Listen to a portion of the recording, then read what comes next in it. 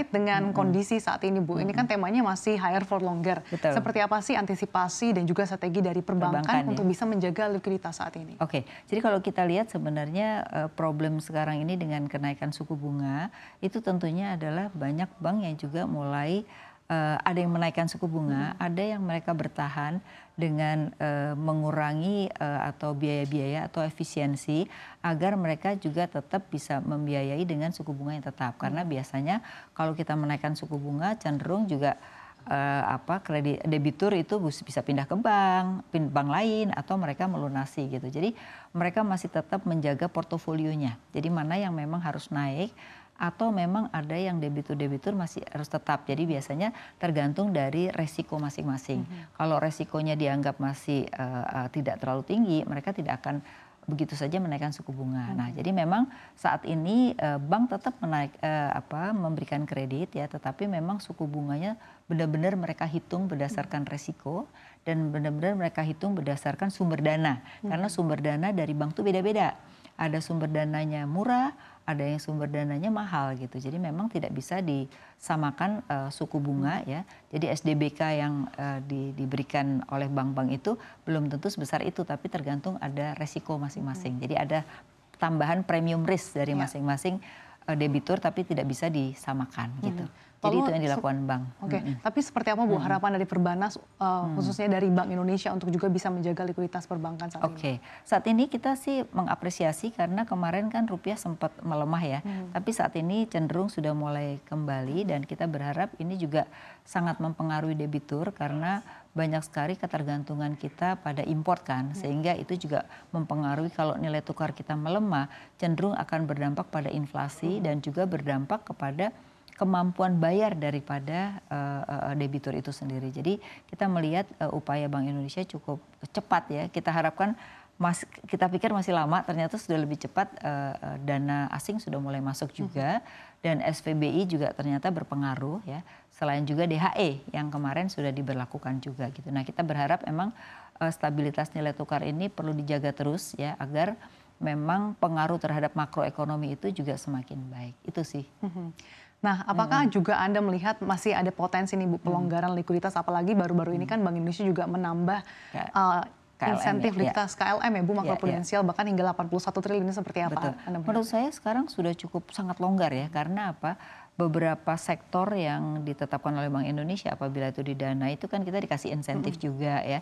Nah, itu artinya apa? Banyak dana yang paling tidak itu dana murah lah gitu yang harusnya dikenakan kita harus menyerahkan dana ke Bank Indonesia diberikan kepada kita gitu. Jadi saya rasa dengan dana 81 triliun insentif itu saya rasa cukup baik ya, dan itu membantu juga di sektor perbankan untuk mencari sektor-sektor yang memang diharapkan untuk didanai gitu. Nah, harusnya yang membuat ini bukan Bank Indonesia, mestinya pemerintah. Kenapa?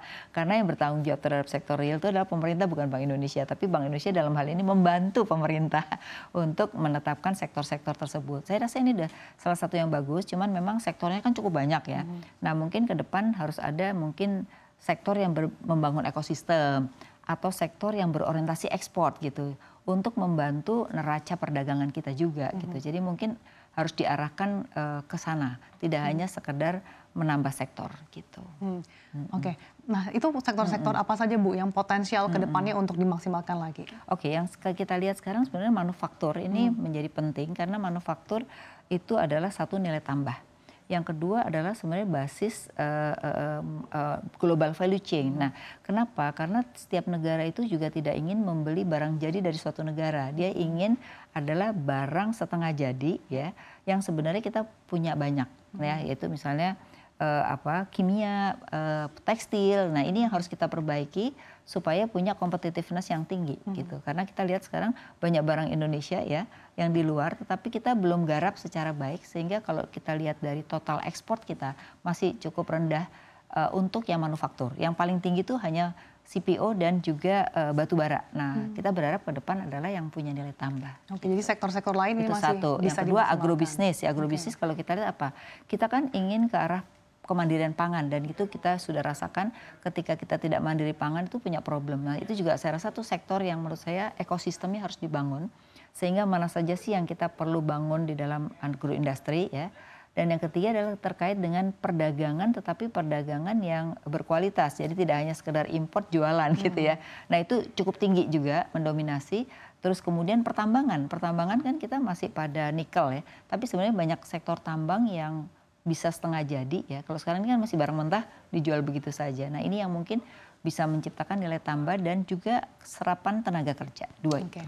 Bu Ovi, di tengah Bank Indonesia yang juga sudah menambah KLM, kemudian juga saat ini kita tahu bahwa persaingannya juga masih cukup ketat dalam persaingan dana murah. Apakah Anda cukup optimistis bahwa perbankan ini targetnya dapat mencapai target kredit di kisaran 10-12% di tahun ini?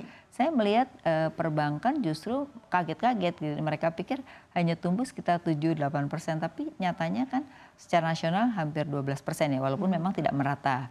Kebanyakan pasti buku 4 ya, lalu buku 3 yang sangat mendominasi. Saya rasa saya masih optimis bisa tumbuh 10% aja udah bagus. Karena kalau kita lihat memang di triwulan 1 ini kan karena ada lebaran, kemudian ada pemilu ya. Nah di triwulan 2 ini kecenderungannya ada pilkada. Nah pilkada ini mestinya itu juga mampu mengenerate daripada konsumsi masyarakat yang juga bisa pertumbuhan kita masih bisa 5%. Gitu. Apalagi di akhir tahun ada pilkada juga ya Bu? Betul, di November kan. Nah ini artinya masih cukup panjang yang mengenerate konsumsi. Kalau konsumsi tinggi otomatis investasi akan terjadi. Gitu. Lalu apa Bu yang perlu dimaksimalkan lagi oleh khususnya perbankan di KBMI 3 gitu? Itu juga bisa bersaing juga agile terkait dengan menjaga likuiditas perbankan. Iya, saya lihat di KBM 3 sekarang juga mereka mencoba melakukan efisiensi ya, dan juga membuat yang namanya service atau pelayanan ke arah digitalisasi itu juga mereka tidak kalah dengan buku 4. Jadi saya rasa ini juga hampir mirip lah modelnya, hanya memang kan itu masalah aset ya. Tapi sebenarnya model pelayanannya sudah hampir sama antara buku 3 dengan buku 4 gitu ya. Sehingga saya rasa mereka pun kalau dilihat dari kinerjanya di buku 3 semuanya bagus, dari mulai CAR-nya, kemudian LDR-nya ya, bahkan likuiditasnya juga masih bagus aja gitu. Jadi memang orang hanya melihat secara nasional, tapi sebenarnya kalau secara bank-bank masing-masing cenderung masih bagus ya. Bahkan OJK juga mengapresiasi sebenarnya dalam kondisi kemarin pemilu yang gonjang-ganjing, ternyata kinerja bank masih bagus.